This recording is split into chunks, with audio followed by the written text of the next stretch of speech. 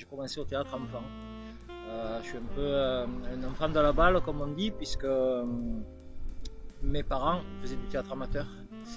Et donc ils m'ont mis sur scène tout petit avec eux pour des rôles d'enfants.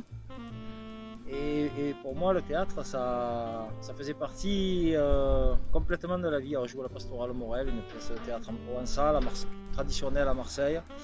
Et puis je suis rentré rapidement de là dans l'opérette marseillaise, les Pagnols et les trucs comme ça. Donc j'ai toujours baigné, si tu veux,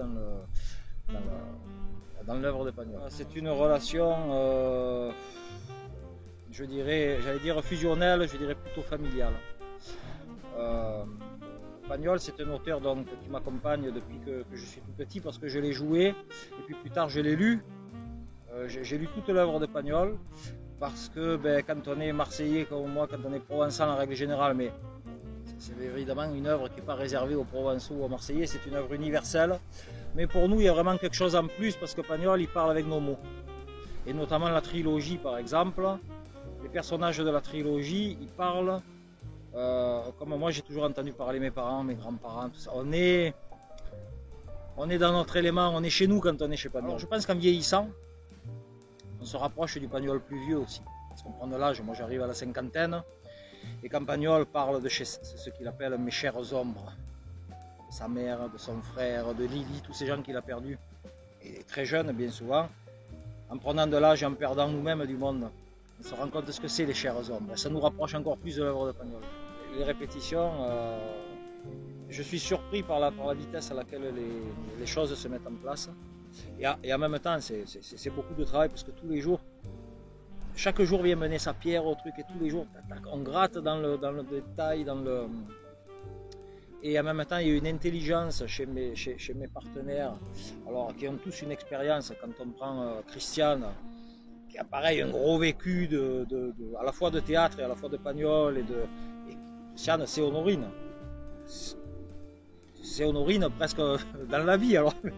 Mais, et en même temps, pareil, elle fait ce travail qu'on fait nous de déconstruction du personnage, de le réinventer, de le refaire. Ça, c'est formidable. Fanny et Marius, c'est des nouveaux Fanny et Marius comme on les a jamais vus. Et ça va être formidable. Moi, je m'assierai, je les regarderai jouer. Parce qu'il y a des gens qui connaissent Marius parce qu'ils ont vu les films, ils l'ont vu au théâtre 50 fois.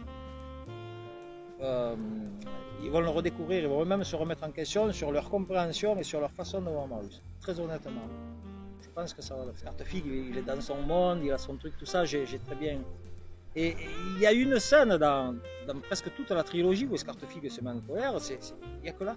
Vraiment, c'est un type qui est très bonasse, comme on dit à Marseille, qui essaie toujours d'arrondir les angles, qui n'aime pas le conflit.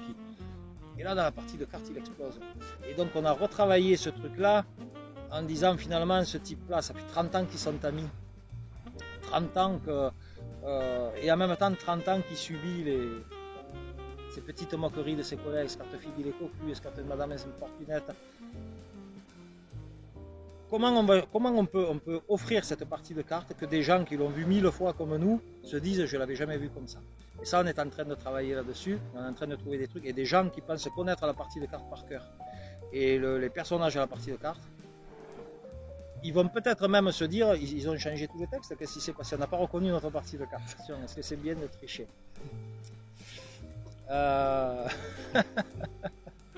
un peu plus trichant entre amis.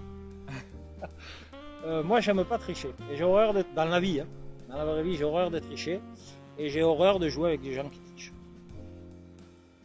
D'une manière générale. Et je supporte pas de jouer avec des gens qui trichent. Je préfère perdre. Je suis pas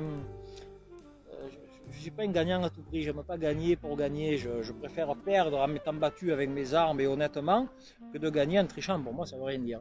Donc non, ma réponse serait clairement non. C'est pas bien de tricher. C'est pas bien. En même temps, c'est tellement drôle. Et je dirais presque que ce qui se passe dans la partie de cartes, alors oui, ça peut être de la tricherie. À ce niveau-là de complicité entre ces quatre amis de 30 ans, comme disait l'autre, c'est presque pas de la tricherie.